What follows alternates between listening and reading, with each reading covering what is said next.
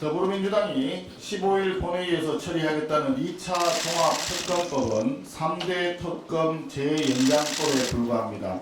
특검이 아니라 정권의 충견이고 공정한 수사가 아니라 지방선거 내란몰이 공작일 뿐입니다. 3대 특검 재연장법의 목표는 오로지 6.3 지방선거를 내란몰이 선거로 만들겠다는 술수입니다. 3대 특검 재연장법에는 지방자치단체의 계엄 동조 혐의를 수사 대상에 포함시켰습니다. 국민의힘 현역 단체장들을 아무런 근거도 없이 계엄 동조범으로 몰아서 정치적 타격을 주겠다는 선거 공작입니다. 6.3 지방선거를 앞두고 정정당당한 정책 비전 경쟁이 아니라 야비한 더티 플레이로 이겨오겠다는 무도한 반칙 정치입니다. 지금 시급한 것은 2차 종합특검이 아니라 통일교의 더불어민주당 등 정치권에 대한 금품 제공 문제를 밝힐 통일교 특검과 김병기, 강선우, 김경 등으로 이어지는 공천 뇌물 특검 추진이 시급합니다. 집권여당은 비겁하게 통일교 특검을 슬쩍 철회할 생각하지 마시고 정정당당하게 두 개의 특검 추진에 나서기를 강력히 촉구합니다.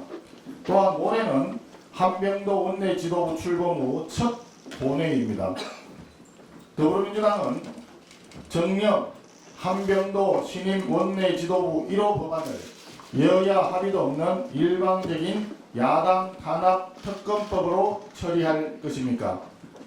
야당을 협상 파트너이자 국정의 한 축으로 인정한다는 한 대표의 취임 일성이 3일 천하로 그치고 국회가 또다시 무한 정쟁 속으로 들어가는 일이 없기를 촉구합니다. 더불어민주당이 15일 본회의에서 3대 특검 재연장법을 밀어붙인다면 국민의힘은 응당 모든 수단을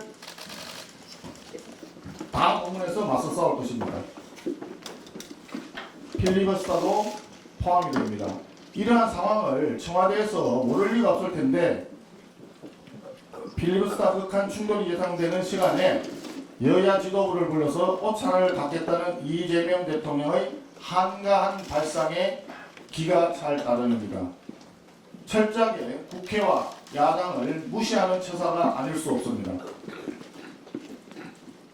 이재명 대통령이 진심으로 야당 지도부와 진솔한 소통의 기회를 갖기를 바란다면 한간 오찬이 아니라 대법원도 반대하는 사법파괴, 정치파괴, 3대 특검 재연장법 즉각 처리하시고 여야가 합의된 법률만 본회의에 올리겠다는 약속부터 하기 바랍니다.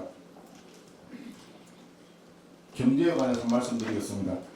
새해가 밝았지만 우리 경제는 위기의 수렁에서 벗어나지 못하고 있습니다. 외환당국의 개입으로 한때 1,400원대 초반까지 내려갔던 환율이 어제는 다시 장중 1,470원을 넘어서면서 극도로 불안정한 흐름을 보이고 있습니다. 연말에 26억 달러가 넘는 천문학적인 외환 보유고를 쏟아부었지만 2주짜리 반짝 효과에 그쳤을 뿐 시장의 신뢰 회복과 구조적인 고환율 문제는 전혀 해결되지 않았습니다. 성장률도 매우 암울합니다. 지난해 우리나라 1인당 GDP는 3년 만에 감소해서 3만 6천 달러대에 머물 전망입니다. 반면에 대만은 반도체 수출을 발판 후 7% 고성장을 기록하면서 22년 만에 한국을 추월할 것으로 예상이 되는데 1인당 GDP 4만 달러 돌파 전망도 나오고 있습니다. 이처럼 고환율, 고물가, 저성장의 위기가 고착화될 것이라는 우려가 점점 커지는 가운데 이재명 정부의 경제인식은 너무나 아니합니다. 이 대통령이 제시한 2% 성장률의 근거는 산업의 혁신이나 구조개혁이 아니라 728조 원에 달하는 확장 재정, 즉 빚내서 돈 풀기일 뿐입니다. 이러한 빚내서 돈 풀기 포퓰리즘은 인플레이션과 고환율을 부추기고 결과적으로 집값 상승까지 부추겨서 국민 경제의 체력을 약화시키는 독약이 될 것입니다.